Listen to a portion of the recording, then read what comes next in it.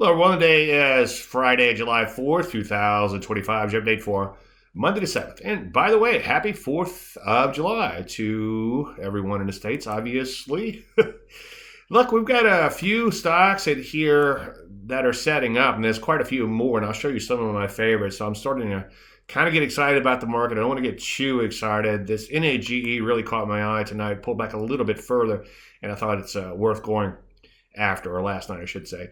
Anyway, overall portfolio okay. BTM triggering, but obviously no follow through there just yet. Tino, take things one day at a time. Let's take a look at the Landry list, and let's also take a look at potential setups going in tomorrow, or Monday, I should say.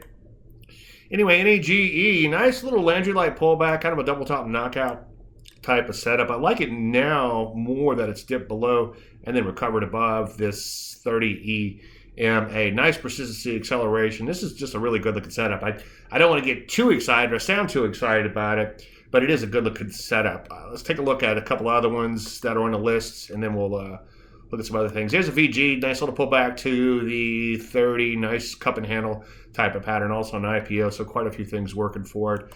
AEVA, no trigger just yet, of course, and obviously wait for a trigger. That's a knockout, a TKO type of move there. As far as other things that are interesting, I kind of like this LFMD, the way it's dropped down to its 30. It did lose a little steam, but then it took off again and came back in, so kind of a little bit different looking setup, but if you notice that it did accelerate right here before coming back down.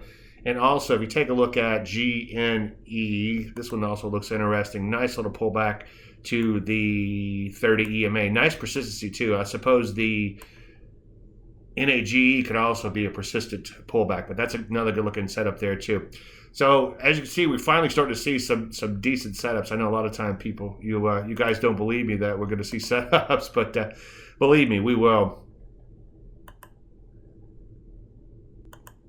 As far as a portfolio, BTM obviously triggering, but no follow through just yet on that one. But boy, that still looks fantastic. Take a look at KGC. Not a bad day there. Closing right at new closing highs. So any additional strength will start bumping that stop. You know me, I sure like to see it bust out and not look back.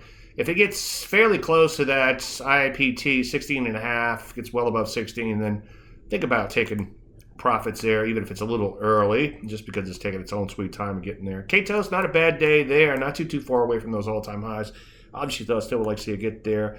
TFPM still set up. That's why I kept it on the Landry list, kind of a double top or triple top knockout, pull back to the EMA. Lots of things happening there. So it still looks pretty good as a potential setup if you missed the original setup. Now, let's take a look at the overall market and drill down a little. Market's looking better and better. We tacked on over 0.75%, and we've cleared these prior highs. And as I've been saying quite a bit, the longer we can stay at or around these new highs, the more pressure it's going to put on people. A lot of people are like, there's too much going on in the world. I can't buy stocks now. And then all of a sudden, they're left behind. That's how markets work, as you know. Anyway, NASDAQ, decent day there too, up 1% and change. It's cleared that those prior peaks decisively. So far, so good there. And guess what? The Rusty is finally starting to wake up. Look at that. Up another, up nearly another percent. And so far, it's pushing through this overhead supply. So far, so good there. A lot of areas looking pretty good. Cybersecurity, breaking out to brand new all-time highs with a little bit of vigor. Gold, the commodity coming back in a little bit, kind of stuck in the sideways range. Longer term still looks pretty good, as I've been saying quite a bit.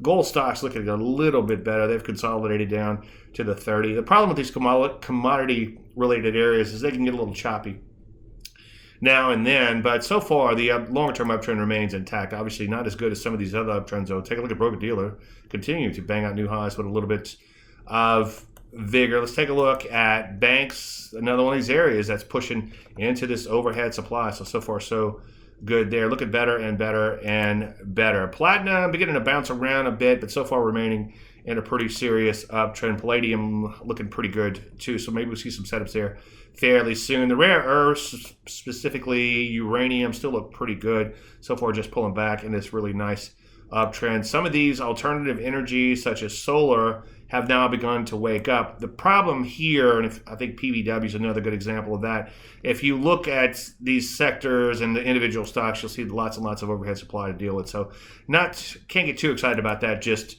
yet. Hey, take a look at financials. This is one area that was really having a hard time getting going, and now it's banging out new highs with a little bit vigor. So far, so good there. Metals and minerals overall still doing pretty good right here at these all-time highs. So that's pretty much it for today. Good market looking pretty good in general. So you know the routine, take things one day at a time, wait for entries, and honor your stops. Everybody enjoy your 4th, and we'll talk again on Monday. Thank you so much.